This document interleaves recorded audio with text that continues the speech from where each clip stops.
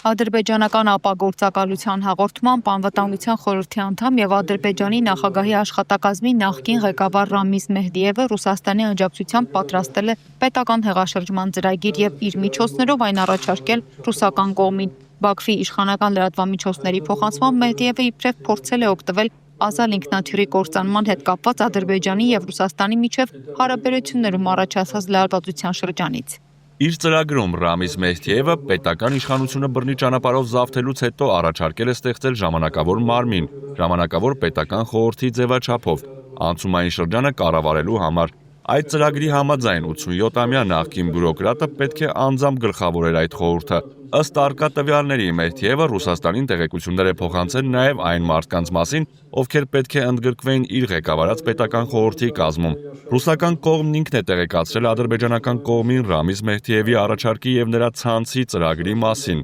Ադրբեջանի եւ Ռուսաստանի նախագահների Դուշանբեում կայացած հանդիպման ժամանակ, ինչպես երևում է 87-ամյա Ռամիզ Մեհդիևը իր համար խնդրանքներով եւ աջակցություն ստանալու մշտական փորձերով հոգնեցրել է Ռուսաստանին։ Արդյունքում Ռուսաստանը նրա մեջ որևէ հեռանկար չտեսնելով լիովին հրաժարվել է նրանից եւ ինքնական կերպով պաշտոնական Բաքվին է փոխանցել նրա ծրագրի եւ ցանցի մասին տեղեկությունը։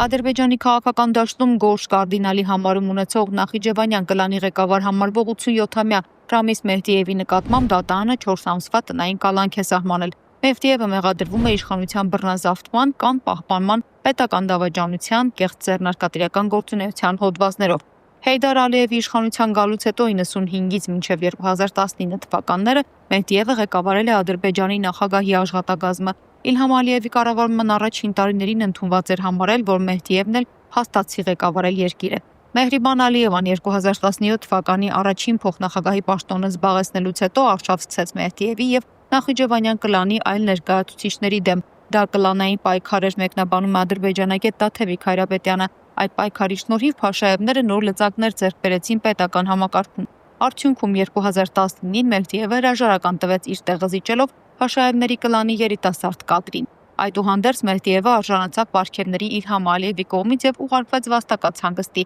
զբաղեցնելով Գիտությունների ազգային ակադեմիայի նախագահի պաշտոնը։ Փաստացի ըստ մեղադրանքների ստացվում է, որ նա պետական դավաճան է, ով 24 տարի կարևոր պետական պաշտոն է զբաղեցրել այդ երկրում։ Ավելին նա այդ պաշտոնը զբաղեցրել է թե Հայր Ալիևի, թե որդի Ալիևի օրոք։ Տարօրինակ է իշխանության բռնազավթման մեղադրանքը։ Այդ ումից է բռնազավթել, եթե հենց Ալիևներն են նրան պաշտոն տվել, հավելում է ադրբեջանագետը։ Իսկ 2022 թվականին, երբ Մեհդիևը հրաժարական տվեց Գիտությունների ազգային ակադեմիայի նախագահի պաշտոնից, հրաժարականի տեքստում հայտարարել էր, որ այսուհետ նստելու է տանը եւ գրքեր է գրելու։ Այդ օրերին աննախադեպ արշավ մեկնարկեց Մեհդիևի դեմ, որի ընթացքում Միլի Մեջլիսի պատգամավորներից մեկը անգամ նշել էր. Մեհդիևը հայկական ընտանիք ունի եւ նա մշտապես ծառայել է հայերին եւ նրանց ռազմավարական նպատակներին։ Դա աննախադեպ մեղադրանք էր պետական բարձր պաշտոն զբաղեցրած Մեհդիևի նկատմամբ, ով ի դեպ իր գիտական աշխատություններում եւ հանրային խոսքում ակնհայտ կեղծարարությամբ է զբաղվում, հատկապես հայերի հետ առնչվող դրվագներում։ Ուստի հայերի շահերը սպասարկելու մեջ մեղադրելու իրական որևէ առիթ չկար, փաստերը խոսում են նրա ընդգծված հակահայկականության մասին։ Բայց հայ լինելու համար մեղադրելը լավ եւ վճռական միջոց է Ադրբեջանում մարդուն անարգելու համար։ Մեհդիևը դրանից 2 օր անց հրաժարական տվեց։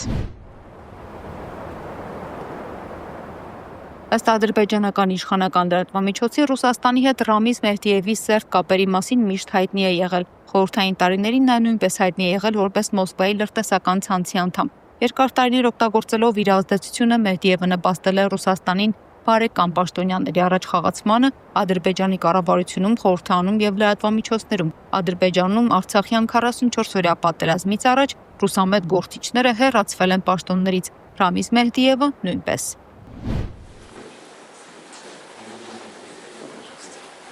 Նախկին կայսրության ներսում կարիերա կառուցելով Մեհդիևը երբեք չկարողացավ ազատվել բոլշևիկյան մտածելակերպից։ Նրա կոչումային առաջխաղացումը որոշվեց ոչ թե անձնական որակներով կամ կարողություններով, այլ խարդավանքներով։ Այս մարդու իրական դեմքը, որը հայտնի էր որպես խարդավանքների վարպետ, հատկապես պարզ դարձավ Ադրբեջանի անկախությունը վերականգնելուց հետո։ Մեհդիևը խաղաց տրոյական ձիու դեր երկրի անկախ քաղաքականության դեմ, օգտագործելով իր պաշտոնական լիազորությունները կայսրության շահերին ծառայելու համար։ Այդ նպատակով նա նույնիսկ դավաճանեց մեծ առաջնորդ Հեյդար Ալիևին, որը մի ժամանակ նրան նշանակել էր այս պաշտոնում։